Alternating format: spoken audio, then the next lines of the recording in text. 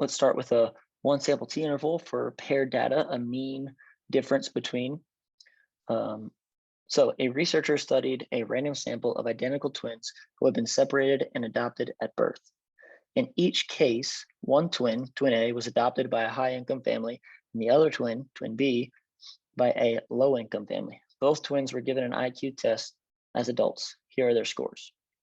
Construct and interpret a 95% confidence interval for the true mean difference in IQ scores among twins raised in high income and low income households.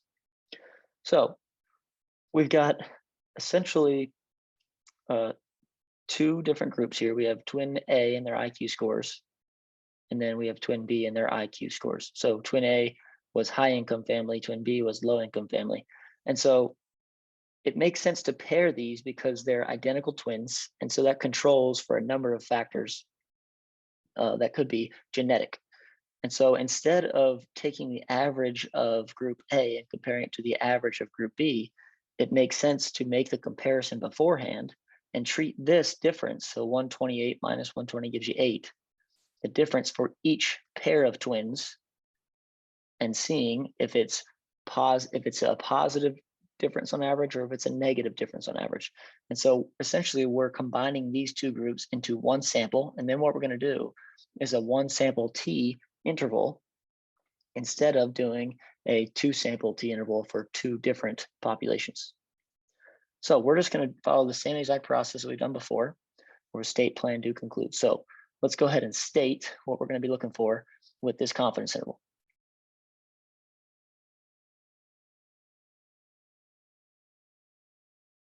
So we want to find a 95% confidence interval for the mean difference, where mean is the true mean difference in IQ scores for pairs of identical twins raised in separate households, where we're going to subtract low income from the high income scores.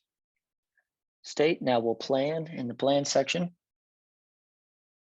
We will state that this is a one sample t interval for a mean difference because essentially we took one sample of identical twins and we made the comparisons within the sample. So this is just a one sample. Now we'll check the conditions, random, 10%, large counts, or not large counts, large normal. The random condition is met because we took a random sample of 12 pairs of identical twins. One was raised in high income, one was raised in low income.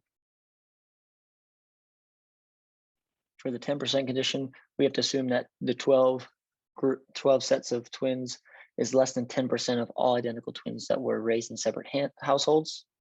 For the large counts, or the large normal condition, we need to look at a graph of this distribution right here after the differences and make sure that there's no strong skewness or outliers. So one way we could do it is a box plot. This time I'll do it as a dot plot and see how that looks.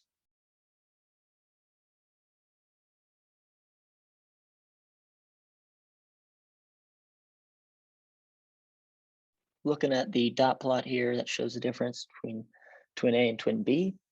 The number of differences is small, which means our sample size is less than 30, but there's no strong skewness or no outliers. So we're safe to proceed with T procedures here. So in the next section, I want to write out everything I know about the sample. So I'm going to type into my calculator the differences and treat it as one sample and then just do a one sample T test or one sample T interval. I'll go to stat, edit, and then type in the differences in this one. Now I have the differences in list one. I can calculate the summary statistics. So I'll do stat, calculate one variable statistics using list one. This will give me the mean difference and the standard deviation of the differences. I'll copy this over my notes, but I could also double check and make sure I drew a dot plot on the notes, but I could look at a box plot as well. So just a refresher on that. Second y equals, turn on the stat plot, make sure you've selected the box plot with outliers, and then hit zoom 9. And you can see the box plot looks to be roughly symmetric and no outliers. So box plot or dot plot both show the same thing. So let's copy over the mean and the standard deviation from our sample to the notes. Now before I flip back to the notes and work out the T interval by hand, let's go ahead and do it on the calculator, and then we'll check and make sure we get the same answer on the notes. So I've got the list or the data in list one. So what I can do is stat tests, and I'm going to look for a one sample t interval.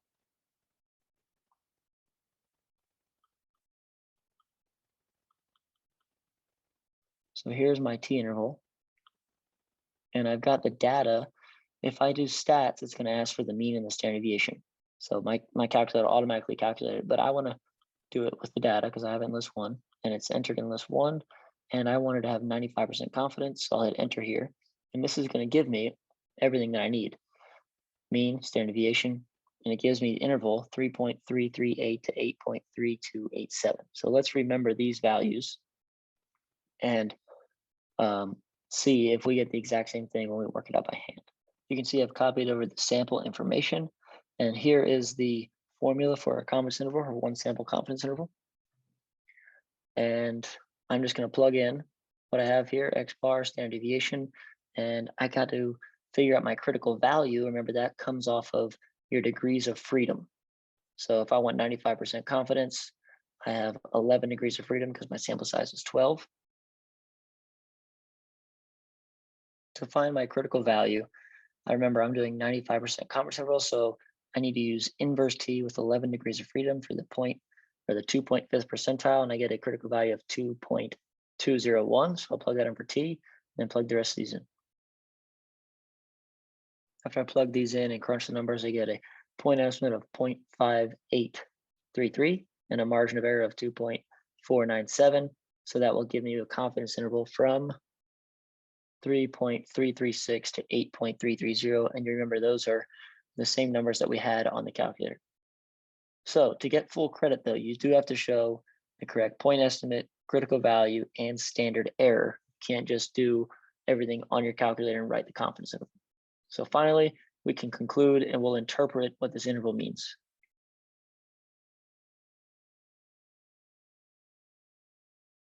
We are 95% confident the interval from 3.336 to 8.330 captures the true mean difference in IQ scores among pairs of identical twins raised in separate households when subtracting the low income from the high income.